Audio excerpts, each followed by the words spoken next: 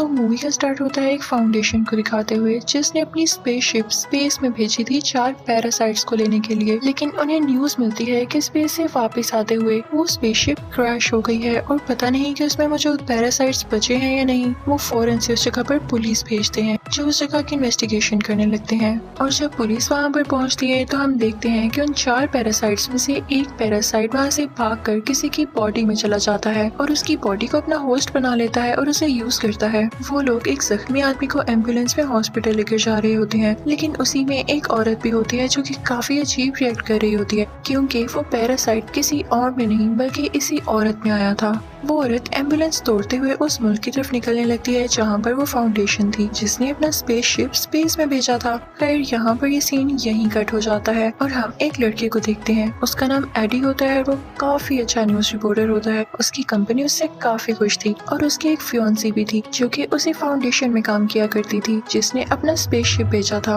हम देखते हैं कि सुबह होती है और एडी अपने ऑफिस जाता है। उसका बॉस उससे कहता है कि तुम काफी अच्छा काम करते हो और आज जो टास्क मैं तुम्हें देने जा रहा हूँ तुमने उसको भी अच्छे से करना है। दरअसल आज तुमने इंटरव्यू लेना है उसी फाउंडेशन के सीईओ से, यानी उसके ऑनर से। तुमने उससे पूछना है कि उसने अपना स्पेसशिप स्पेस में क्यों भेजा और ये सारे पैरासाइट्स का क्या चक्कर है। याद रहे तुम उससे इसके अलावा कोई एक्स्ट्रा बात मत करना क्योंकि वो काफी रिच है और काफी बुरा आदमी भी है। अगर तुमने उसकी पसंद की कोई बात ना की तो वो तुम्हें मरवा भी सकता है। तो एडी अपने बॉस से कहता है कि ठीक है, आप परेशान ना हो, मैं उनसे अच्छे से इंटरव्यू लूंगा और उनसे सिर्फ उनकी इन्वेंशन और डिस्कवरी के बारे में पूछूंगा बस। फिर रात को हम देखते हैं कि एडी अपने घर आ जाता है। उसके सामने उसके फियांसी का लैपटॉप पड़ा होता है जिस पर उसे किसी की मेल आती है और वो उसी फाउंडेशन की तरफ से थी। वो उस फाउंडेशन के किसी मेंबर ने उसे भेजी थी कि ये फाउंडेशन ठीक नहीं है, ये लोगों की जान ले रही है और ये तुम्हें भी यूज करेगी, तुम इसको छोड़ दो। उसमें उनके एक्सपेरिमेंट्स की सारी डिटेल होती है कि वो पैरासाइट्स कौन है, कहाँ से आए और उन पे क्या क्या एक्सपेरिमेंट्स किए जाने वाले हैं। मासूम लोगों को भी इसके लिए यूज किया जाएगा। एडी को जब ये पता चलता है तो वो सोचता है कि मेरे पास अच्छा मौका है। सुबह मेरा उस आदमी के साथ इंटरव्यू है तो मैं उससे सारी बातें पूछूंगा इवन तो मेरे बॉस ने मुझे मना किया है, लेकिन ये खबर काफी रॉकिंग बन सकती है। फिर हम देखते हैं कि वही सीईओ काफी बुरा आदमी होता है। सब लोग उससे काफी डरते थे और यही इस मूवी का विलेन भी है। अब एडी का उससे इंटरव्यू का टाइम हो चुका था तो वो उसके पास आ जाता है और उन लोगों का इंटरव्यू अब स्टार्ट होता है। शुरू में तो एडी उससे ऐसे सवाल करता है कि बताएं आपने स्पेस में क्या क्या डिस्कवरीज की हैं। फाउंडेशन का वो ओनर काफी खुश होकर इन बातों का जवाब दे रहा होता है, लेकिन तभी एडी अपने सवाल चेंज करने लगता है और उससे कहता है कि मैंने सुना है कि आप अपने एक्सपेरिमेंट्स के लिए इंसानों को चुनने वाले हैं, उनकी जान के साथ खेलकर आप अपने एक्सपेरिमेंट्स को सक्सेसफुल बनाने वाले हैं क्या। और जैसे ही वो ओनर ये बात सुनता है तो उसको एडी की बातें काफी बुरी लगने लगती हैं और वो उससे कहता है कि फौरन से अपने इंटरव्यू को बंद करो और चले जाओ यहाँ से। एडी को वहाँ से निकाल दिया जाता है और फिर एडी सीधा अपने ऑफिस आता है अपने बॉस के पास। उसका बॉस उससे काफी गुस्सा होता है कि मेरे मना करने के बावजूद तुमने उससे टक्कर ली है, अब जो इसका नतीजा होगा, जो इसकी वजह से होने वाला है, उसके लिए तुम खुद तैयार रहना। उसका बॉस उसे गुस्से में जॉब से निकाल देता है और दूसरी तरफ एडी की फियांसी को भी जॉब से निकाल दिया गया था, लेकिन उसकी फियांसी एडी से काफी ज्यादा गुस्से होती है और कहती है कि मैं तुमसे ब्रेकअप कर रही हूँ, तुम्हें जरा अकल नहीं है, तुम्हारी वजह से हम दोनों की जॉब चली गई। उससे सारे लिंक्स खत्म करके उससे दूर हो जाती है। फिर यहाँ पे सीन चेंज होता है और हम देखते हैं कि रात है, बारिश हो रही है और वही औरत हमें दिखाई जाती है जिसकी बॉडी में वो पैरासाइट चला गया था। वो वहाँ पर पड़ी हुई चीजें खाने लगती है, लेकिन तभी उसके पास कुछ बुरे लोग आ जाते हैं। वो लोग उनकी डिफरेंट फॉर्म्स बनाकर एक्सपेरिमेंट कर रहे थे कि ये पैरासाइट किस फॉर्म में ज्यादा ताकतवर रहता है। वो एक शीशे के बॉक्स में खरगोश को रखते हैं और उस येलो पैरासाइट को छोड़ देते हैं ये देखने के लिए कि येलो पैरासाइट इस खरगोश के साथ क्या करता है। उस फाउंडेशन का ऑनर भी वहाँ पर होता है और वहाँ पर उसकी एक वर्कर भी होती है जो कि एक्सपेरिमेंट होते हुए देख रही थी।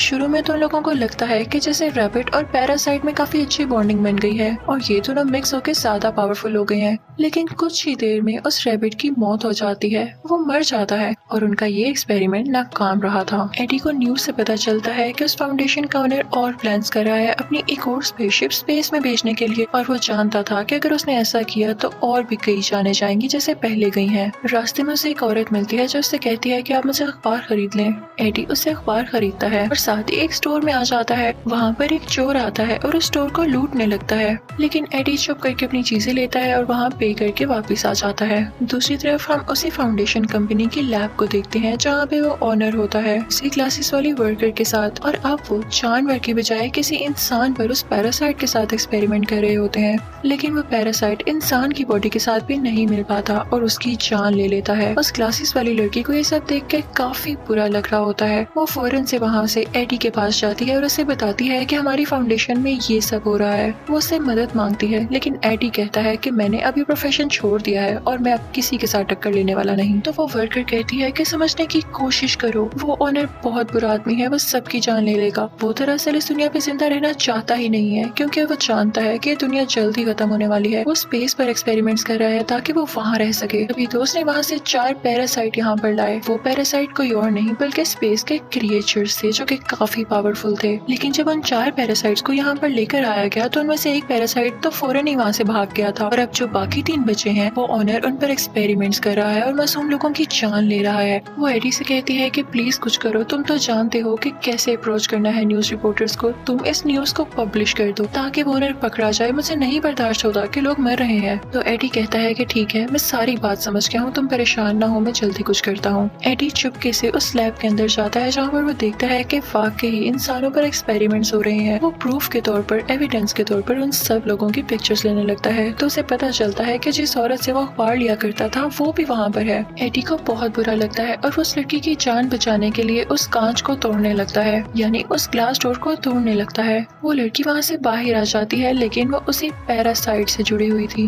वो पैरासाइट उस लड़की की बॉडी छोड़कर एडी की बॉडी में आ जाता है और अब एडी की बॉडी पर उस पैरासाइट का असर होने लगा था। सारे गार्ड्स एडी के पीछे लग जाते हैं और एडी वहाँ से भागने लगता है, लेकिन वो इतना तेज भाग रहा होता है कि कोई भी नॉर्मल इंसान वैसे भाग नहीं सकता। इसका यही मतलब था कि पैरासाइट ने उस पर असर किया था। वो एक जंगल की तरफ भाग जाता है और काफी ऊंचे ऊंचे जंप्स लगाता हुआ एक दरख्त पर चढ़ जाता है और गार्ड से अपनी जान बचाता है। जब सब लोग वहाँ से चले जाते हैं तो एडी अपने घर आ जाता है और घर आकर पानी पीने लगता है काफी ज्यादा। उसके घर में जो भी सामान पड़ा हुआ था वो उसे खाने लगता है। उसकी भूख जैसे मिट ही नहीं रही थी, लेकिन उसे वॉमिटिंग होने लगती है। फिर उसका दिल काफी खराब हो रहा था और उसकी बॉडी में चेंजेस आ रहे थे। यहाँ तो उसकी शक्ल भी बदलने लगी थी, जिसे देख के वो काफी परेशान हो रहा था। उसे कुछ नहीं समझ आता तो वो परेशानी में अपनी फियांसी को कॉल करता है। तो उसकी फियांसी कहती है कि मैं तुमसे हर लिंक खत्म कर चुकी हूँ और मैं अब किसी और के साथ हूँ। लेकिन एडी फिर भी जिद करता है उससे मिलने की और फिर उससे रेस्टोरेंट में मिलने जाता है। वो रेस्टोरेंट में मौजूद सारी चीजें खाने लगता है, लेकिन कहता है कि मुझे इसको खा के एनर्जी नहीं मिल रही,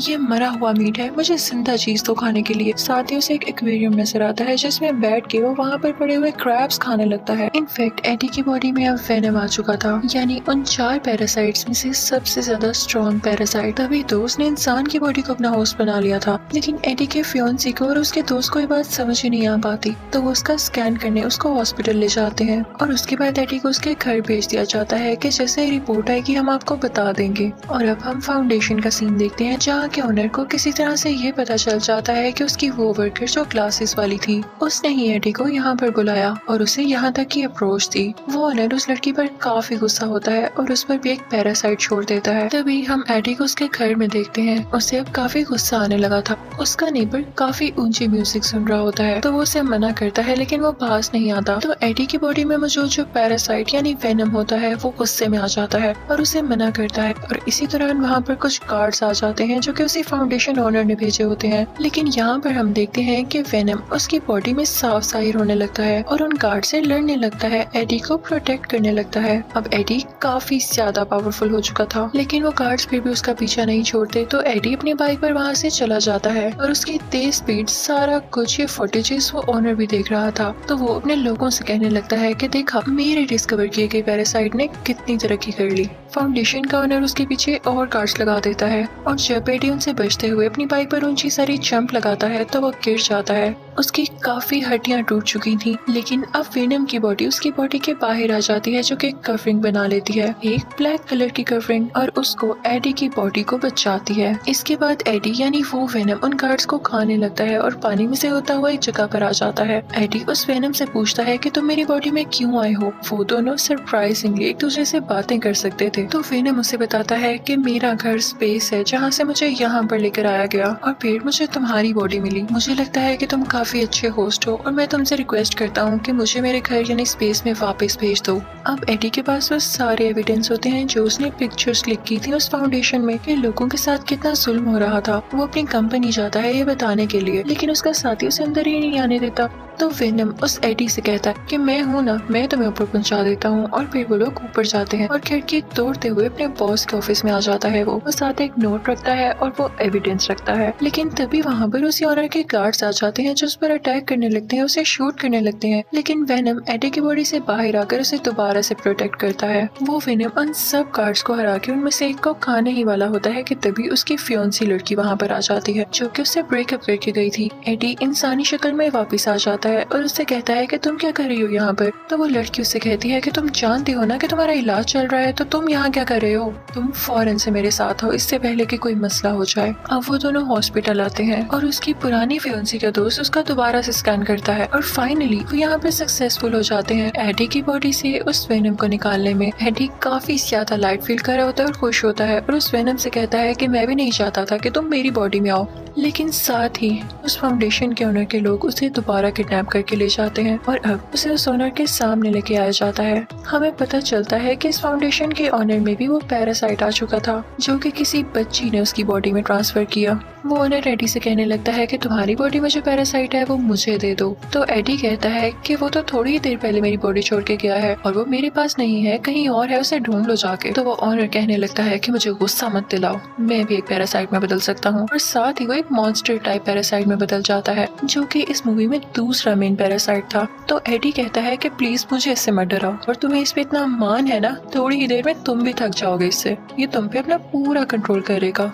तो ऑनर कहता है कि मुझे इससे कोई फर्क नहीं पड़ता। जब एडी उसके किसी बात का जवाब नहीं देता तो वो अपने गार्ड से कहता है कि इसको यहाँ से धक्के दे के बाहर निकाल दो और इसे मार डालो। लेकिन तभी हम देखते हैं कि वहाँ पर एडी की फियोंसी की बॉडी में वेनम दोबारा से यहाँ आ जाता है। वेनम उन गार्ड से एडी की जान बचा लेता है और फिर दोबारा से एडी की बॉडी में आ जाता है। यहाँ एडी और उसकी फियोंसी में भी दोस्ती हो जाती है। तो वो वेनम एडी से कहता है कि देखो वो ओनर सब एक्सपेरिमेंट्स कर चुका है और अब वो स्पेस में आना चाहता है क्योंकि उसका ये प्लान है कि वो स्पेस से और ज्यादा पैरासाइट्स लाए। लेकिन एक बात याद रखना, अगर वो सारे पैरासाइट्स यहाँ पर आ गए तो वो दुनिया को तबाह कर जाएंगे और लोगों को खा जाएंगे। अब ओनर अपने फाउंडेशन में दूसरा स्पेसशिप लॉन्च करने की बातें करने लगता है। सारे वर्कर्स उसे समझाने लगते हैं कि वहाँ जाना अभी किसी खतरे से खाली नहीं हो सकता क्योंकि सारे पैरासाइट आपके खिलाफ हो चुके हैं और 2 लोग भी आपका साथ नहीं दे रहे। तो ये बात सुनकर वो वहाँ पर मौजूद सारे वर्कर्स को मार देता है और खुद ही वो स्पेसशिप लॉन्च करने लगता है। लेकिन तभी वहाँ पर वेनम भी आ जाता है और उन दोनों में काफी ज्यादा लड़ाई होती है